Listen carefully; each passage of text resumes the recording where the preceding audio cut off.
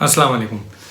Doctor Danish programme real focus के साथ हाजिर है। जब चंद लोग ये बात कहते हैं और मैं भी एक बात सामने रखता हूँ कि मौजूदा इस वक्त पाकिस्तान की जो सियासी, मौशी, आइनी, आपके सिफारती जो इस वक्त जो सामने पोजीशन है उसके लिहाज से, और इस वक्त जो मुल्क के अंदर गवर्नेंस के मामलात हैं, बेरोज़गारी, महंगाई और गुर्बत जो है वो आसमान से बातें कर रही है, और लोड शेडिंग है, गैस के बिल हैं, बिजली के बिल है, पेट्रोल का है, मसलन लोगों की इस्तेदाद से बाहर हो चुका है। और जब मैं ये कहता हूँ कि 5 करोड़ लोग गरीब के आपके ख़त से नीचे गिर चुके हैं, और 42% पाकिस्तान के लोगों में जो मुआशी इस वक्त उनके ख़ानदान की पोजीशन है और तबाही की बुनियाद पर ख़ुदकुशी हो रही है,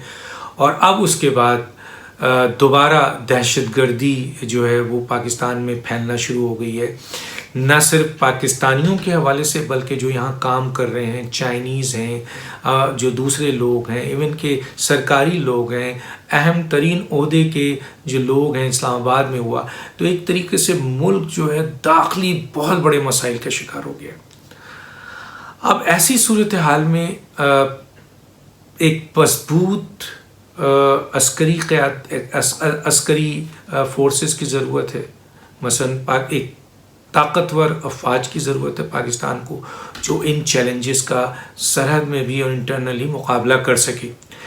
इसी तरीके से एक मजबूत सियासी आपके हुकूमत की ज़रूरत है, जिसके पीछे 22 करोड़ आवाम की अक्सरियत जो है वो खड़े हो सके, और इंस्टीट्यूशन जो है वो इस पोजीशन पे हो कि वो आज़ाद और अकॉर्डिंग टू आइन जो है फैसले कर सके। ये बहुत ज़रूरत है इस वक्त मुल्क में।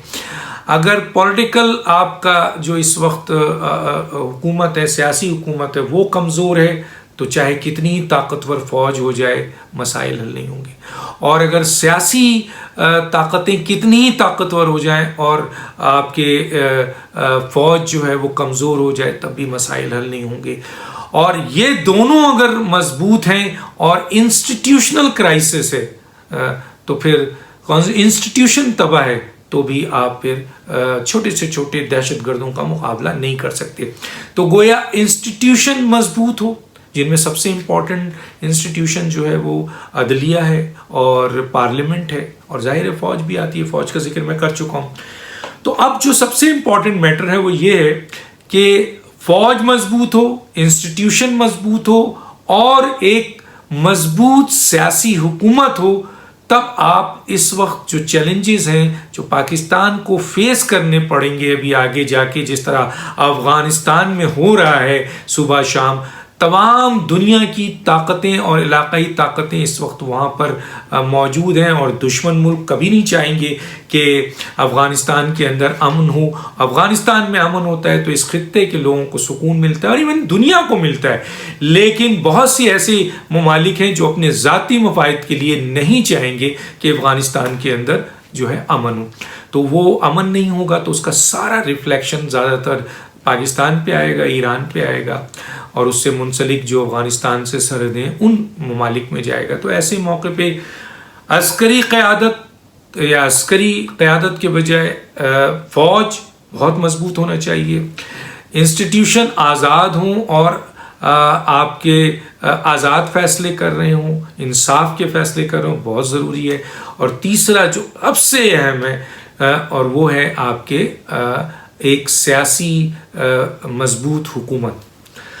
अब आज पाकिस्तान में क्या है कि फ़ौज एक बहुत मजबूत फ़ौज है, इसमें कोई दो राय नहीं है, लेकिन इंस्टीट्यूशन क्राइसिस का शिकार है। एक ऐसी सियासी हुकूमत है जो अवामी मकबूलियत की हुकूमत नहीं है, जो सिलेक्टेड हुकूमत है, जिसके 3 साल दौर के कारनामे पूरी दुनिया सुन रही है। कोई ऐसा शोबा नहीं है जहाँ बदतरीन नाकामी ना हो, मुआशी हो, सिफारती हो, आइनी हो, इंतज़ामी हो, गवर्नेंस के मैटर्स हों, हर मसले पे یہ موجودہ حکومت ناکام ہے، سیاسی طور پر تو بدترین ناکامی ہے. تو ایک ناکام حکومت جس میں ناکام ترین لوگ جو ہے وہ کیبنٹ میں بیٹھے ہوئے ہیں، وہ پھر اتنے بڑے چیلنجز کو جو پاکستان فیس کر رہا ہے اور کرنے جائے گا اس کو کیسے نمٹ سکیں گے؟ ایک طاقتور فوج سے ممکن نہیں ہے. تو اس لیے ان تینوں کا طاقتور ہونا ضروری ہے. اب سوال یہ ہے کہ فوج طاقتور کب ہوتی ہے؟ اس کے پاس اسلحہ ہو، اس کے پاس بہترین قسم کے ایکوپمنٹس ہوں، جدید اسلحہ ہو، اس کے پاس ایٹمی طاقت ہے تو وہ ظاہر ہے بہت طاقتور ہوتی ہے. لیکن ان تمام چیزوں کے باوجود اگر فوج کے پیچھے عوام نہیں ہے، عوامی طاقت نہیں ہے، تو وہ فوج کمزور ہے، وہ فوج مضبوط نہیں ہے. تو گویا فوج کو تمام جدید اسلحہ کے ساتھ اور بہترین جذبے کی موجودگی میں سب سے زیادہ جو ضرورت ہے وہ ہے عوام کی. اور عوام کی طاقت اگر فوج کے پیچھے نہیں ہے تو چاہے کتنے ہی جدید اسلحہ ہو، فوج مضبوط نہیں ہے. بالکل اسی طرح سے میں نے کہا کہ سیاسی قوت ایک مضبوط چاہیے. تو سیاسی قوت کون مضبوط ہوگی؟ الیکٹڈ باڈی، یعنی الیکٹڈ عوام جن کو الیکٹ کریں، اور الیکٹڈ لوگ جو پارلیمنٹ میں جائیں، وہ جو جن کو عوام لاتے ہیں ان کو حکومت دی جائے. تو پھر جس کے پیچھے عوام کی اکثریت، ظاہر ہے بہت ساری پارٹیوں میں بڑھ جاتا ہے ووٹ، لیکن جس کو عوام کی اکثریت چاہتی ہے اور جس کی کارکردگی ہو، جس کو نظر آ رہا ہو کہ وہ صلاحیت رکھتے ہیں، ان کے پاس ایسی لوگ موجود ہوں جو کابینہ میں آ کر وزیر اعظم صاحب کے ساتھ مل کر، پارلیمنٹ کے ساتھ مل کر، فوج کے ساتھ مل کر پاکستان کو اس کرائسس سے نکال سکے.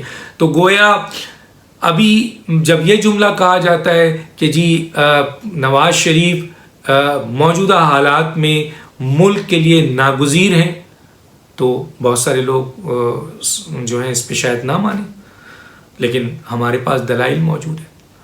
کیوں ہم کہہ رہے ہیں کہ میاں نواز شریف صاحب اگر آج بے نظیر ہوتی تو ہم یہ کہتے ہیں. بلاول بھٹو پہ ہم اس لیے نہیں کہہ سکتے کہ پورے پاکستان کی ان کے ساتھ لوگ اتنی بڑی تعداد میں نہیں ہیں، حالانکہ وہ پاکستان کی ایک دفعہ ایک زمانے میں سب سے بڑی پارٹی تھی جب بے نظیر صاحبہ تھیں، ذوالفقار علی بھٹو صاحب تھے، لیکن پھر یہ محدود ہو گئی. لیکن اس وقت کون سب سے زیادہ بڑی سیاسی جماعت ہے؟ P T I. P T I ضرور ایک جماعت رہی اور پنجاب میں دوسرے نمبر کی جماعت تھی، لیکن ملک کی سب سے بڑی جماعت نہ پہلے تھی اور اب تو بالکل بھی نہیں ہے. اب تو یہ کے پی کے میں بھی ہار رہی ہے، کراچی میں بھی ہار رہی ہے، ہر جگہ ہار رہی ہے. اگر فیئر الیکشن کرائیں، آزاد کشمیر اور گلگت بلتستان میں جو مینج کیا گیا اس کو چھوڑ دیں، دنیا جانتی ہے، موچی والا بھی جانتا ہے، پرچون والا بھی جانتا ہے، پان والا بھی جانتا ہے، دکاندار بھی جانتا ہے، ٹیچر بھی جانتا ہے، ڈاکٹر بھی جانتا ہے، کسان بھی جانتا ہے، سب جانتے ہیں. چھوڑ دیں، یہ الیکشن کو کوئی نہیں مانتا. ہاں لوگ جانتے ہیں، جب گراؤنڈ میں آتے ہیں تو انہیں پتہ چلتا ہے یہ کون سی جماعت ہے، کون سا لیڈر مقبول ہے. تو اس وقت جو پاکستان میں سب سے زیادہ مقبول لیڈر ہے اس میں ظاہر ہے پنجاب کا ہی لیڈر سب سے زیادہ مشہور ہے. اس وقت پنجاب کا سب سے بڑا لیڈر کون مقبول ہے؟ ظاہر ہے میاں نواز شریف. اس کے بعد کون مقبول ہے؟ اس کے بعد شہباز شریف. اس کے بعد کون مقبول ہے؟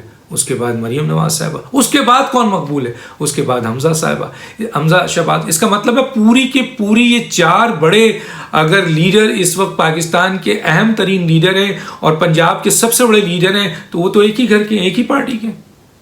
تو اس کا مطلب یہ ہے کہ میاں نواز شریف صاحب ناگزیر ہیں اس وقت موجودہ حالات میں پاکستان کے لیے. ان کی پارٹی ناگزیر ہے اس وقت موجودہ حالات میں پاکستان کے لیے.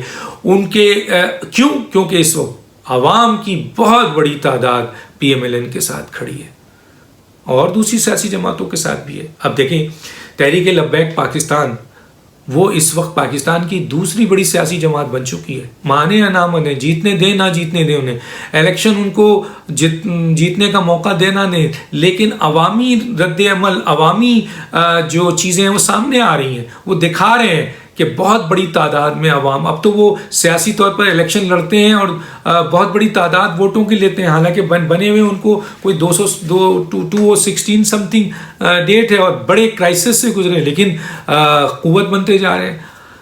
آج پنجاب میں اگر سب سے بڑی قوت ہے تو پی ایم ایل این ہے، اس کے بعد اگر کوئی قوت ہے مانے یا نہ مانے وہ تحریک لبیک ہے، اور پھر جا کر دوسری قوتیں آتی ہیں جس میں پی ٹی آئی ہے، اور پی ٹی آئی ایک قوت تھی پنجاب کی دوسری بڑی، لیکن موجودہ 3 سال کی کارکردگی نے ان کو بری طریقے سے نقصان پہنچا دیا ہے، کیونکہ ان کے اپنے الیکٹیبل اب جہانگیر ترین ہیں جن کے پاس 32 آپ کے ایم پی ہیں اور 25 ایم این اے ہیں، پھر باغی گروپ ہے، اور پھر جو ہے وہ اور بہت سارے ایسے لوگ ہیں جو کہ اس وقت ان کے فاؤنڈر ممبروں کے ساتھ ملے ہوئے ناراض بیٹھے ہیں۔ تو پی ٹی آئی تو کولیپس کر چکی ہے، اسے زندہ رکھا جا رہا ہے، اس کو صرف حکومت میں بیٹھا کر چہرہ پی ٹی آئی کا دکھایا جا رہا ہے، ورنہ پی ٹی آئی عوامی لیول پر نہیں ہے۔ تو اس کا مطلب یہ ہے کہ عوام کی طاقت اس وقت کس کے ساتھ ہے؟ عوام کی طاقت اور پیپلز پارٹی ہے، یقیناً پیپلز پارٹی کے ساتھ آج بھی پنجاب کے لوگ ہیں، کے پی کے بھی ہیں، گلگت بلتستان کے بھی ہیں، آزاد کشمیر کے ہیں، لیکن بہرحال وہ پارلیمنٹ میں اور عوامی لیول پر اتنی سیٹ اس کے پاس نہیں ہے،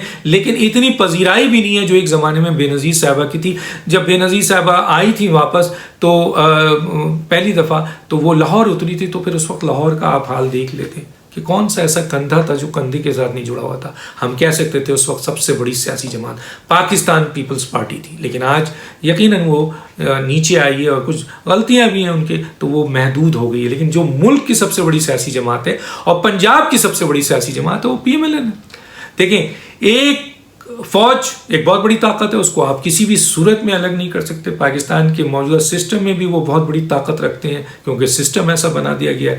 اب سوال یہ پیدا ہوتا ہے کہ ایک گھر سے فوج میں ایک بیٹا جاتا ہے تو ایک بیٹا پی ایم ایل این میں، بہت بڑی بات ہے۔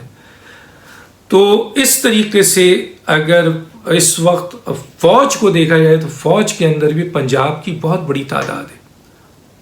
ابھی کے پی کے ہے، بلوچستان ہے، سندھ ہے، اس سے بھی لوگ فوج کا حصہ ضرور ہے، لیکن سب سے بڑی طاقت جو ہے وہ پنجاب کے لوگ ہیں، اور پنجاب کے جو لوگ اس وقت فوج میں موجود ہیں ان کا دوسرا حصہ یعنی ان کے بیٹے، بھتیجے، پوتے، نواسے، زیادہ تر ان کی تعداد جو ہے وہ پی ایم ایل این میں۔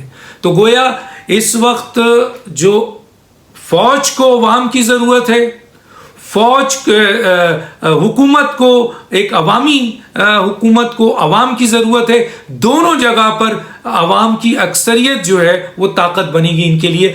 جس حکومت کے پیچھے عوام ہوگی وہ حکومت طاقتور ہوگی، جس فوج کے پیچھے عوام ہوگی وہ فوج بہت طاقتور ہوگی۔ گویا اگر عوام کو ہم دیکھیں تو عوام یہاں پر سیاسی جماعتوں میں سب سے بڑی طاقت پی ایم ایل این کے ساتھ ہے۔ اس لیے اس وقت موجودہ صورتحال میں، حالات میں پی ایم ایل این اس ملک کے لیے ناگزیر ہے۔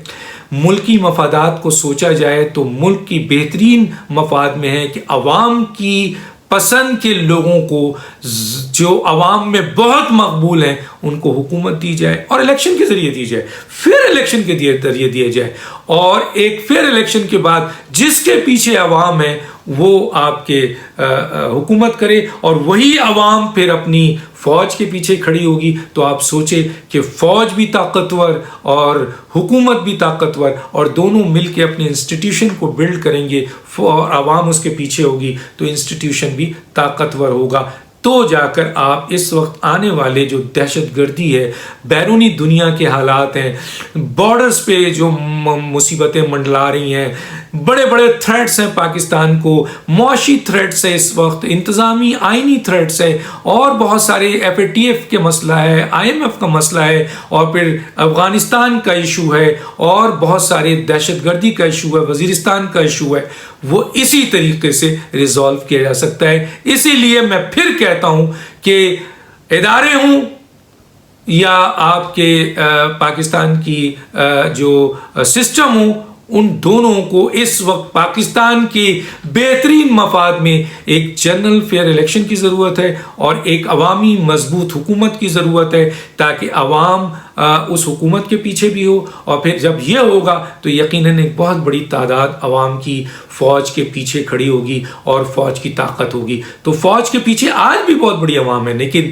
موجودہ حکومت نے اسے تقسیم کر دیا ہے۔ تو اس وقت انسٹیٹیوشن کو، اسٹیبلشمنٹ کو یہ سوچنا ہے ملک کے بہترین مفاد